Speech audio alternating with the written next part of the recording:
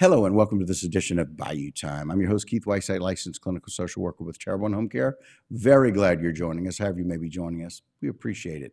And somebody joining me who makes a difference every day with a number of the programs we're going to go over here in a little bit is Hester Serrano. Hester, thank you for joining us today. Thank you for having me again. We appreciate you coming back. And I'd give you Hester's title, but it's so long. So Hester, just tell us exactly what that title is, if you don't mind. No, absolutely. So I am the Reentry Program Manager for the Department of Public Safety and Corrections Division of Probation and Parole. Right. Yeah. And if you say that 3 times fast, you get an award.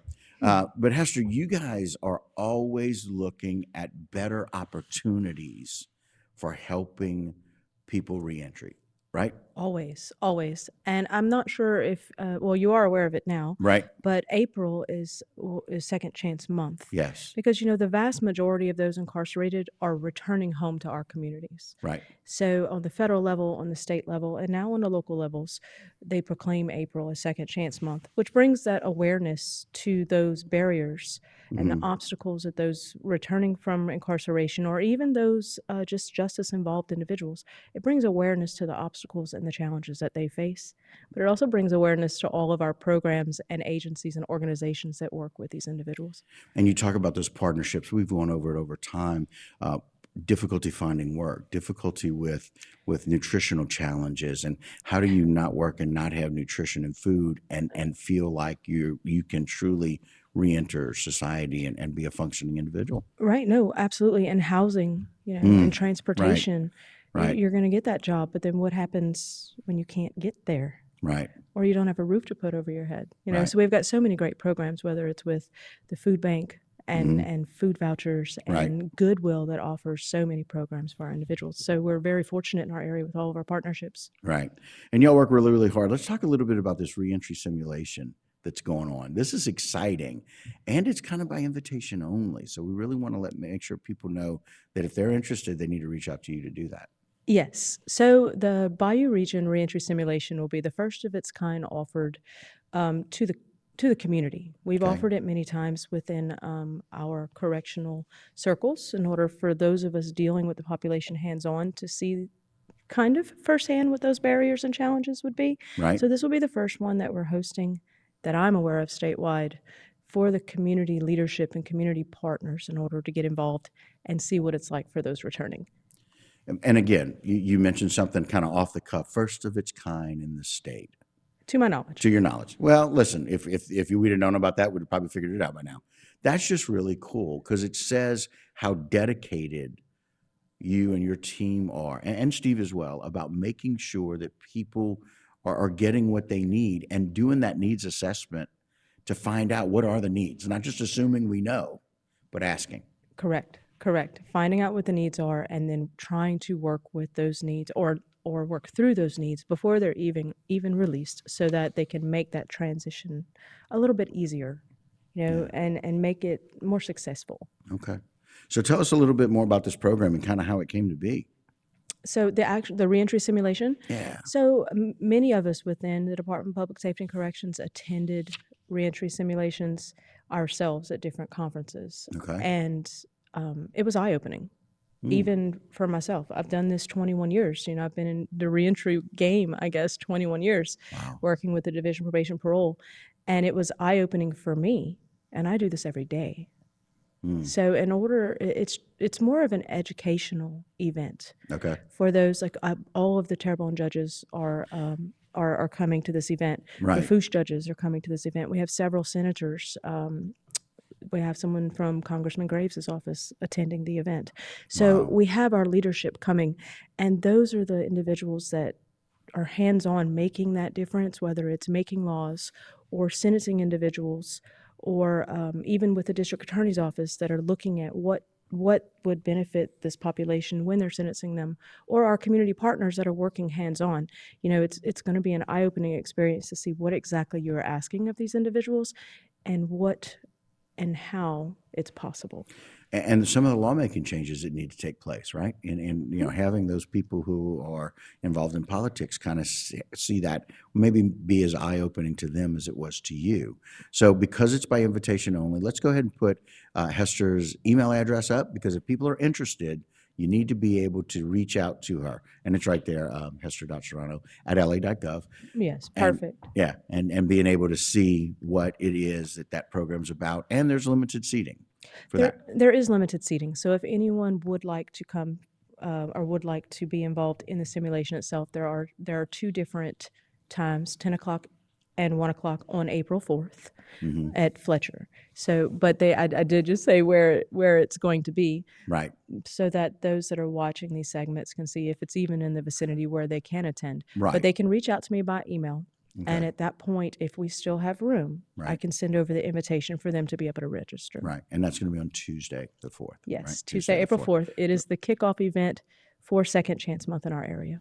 Wow. And again, really excited about that. It's the first of some of the things that we're going to talk about in the next segment. If you wouldn't mind sticking around, we'll talk a little bit about some of those really exciting programs that are going to really move us forward through April and Second Chance Month, because that's what it's about. Yes. Right? Reentry is all about second chances.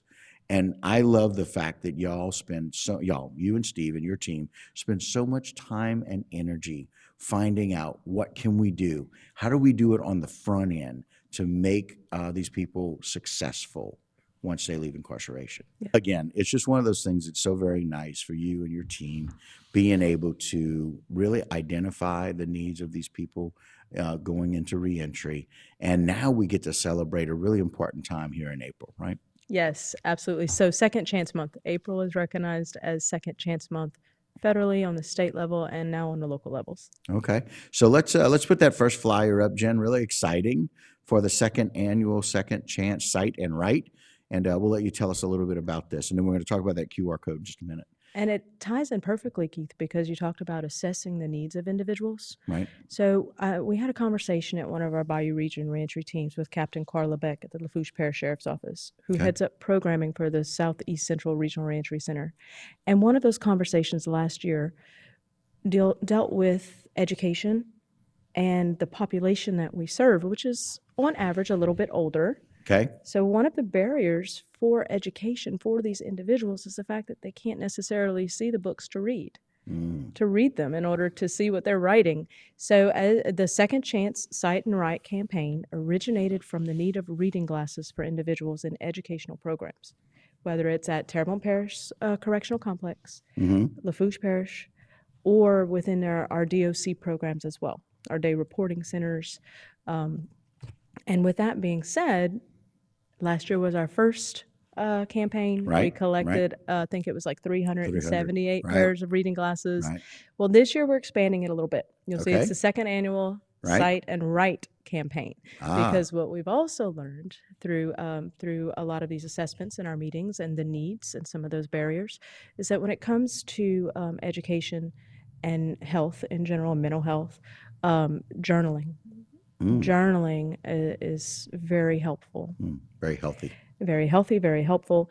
But in addition to journaling on the education side, the need for notebooks, and it's not always in everyone's budget to be able to have them on hand all the time, right? Because we all work for government, and it's set, the budgets are set. Right. So with this particular campaign, we're also collecting the marble notebooks, which you'll see in the pictures on the flyer. Right. It's not the ones with the metal binding or the metal spiral binding. Right.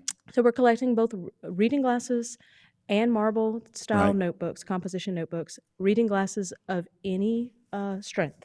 Okay. +1, +1.5, +2, +3.5. I don't even know how high however it goes. people grow to those. And again, I want to be able to show how easy this is. But again, I love the idea that we got to have our glasses to be able to see it.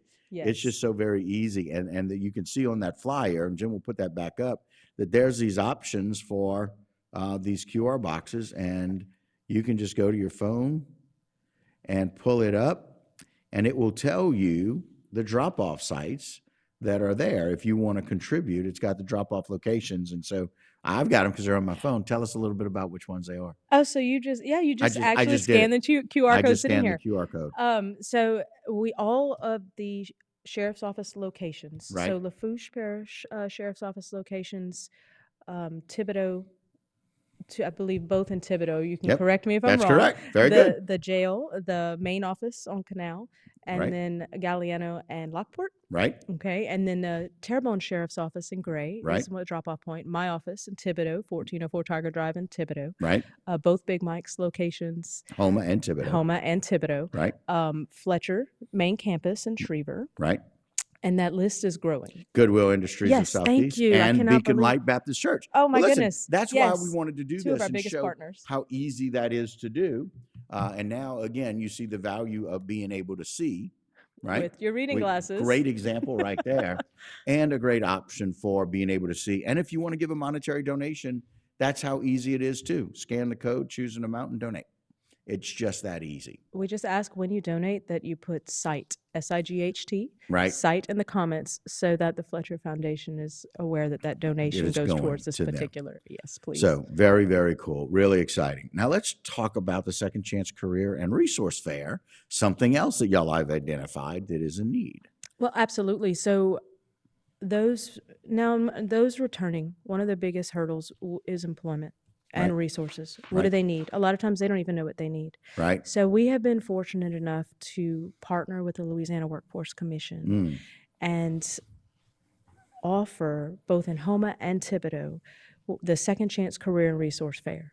Okay. But what I want you to understand on this particular event is that it isn't just for individuals returning from incarceration. It isn't just those justice involved. Okay. This is my department's give back to the community to be more proactive as well. Wow. For Because- everybody. Exactly, Yeah. because if we can get them the resources that they need and the employment that they need before they're ever involved in the system, we may never see them.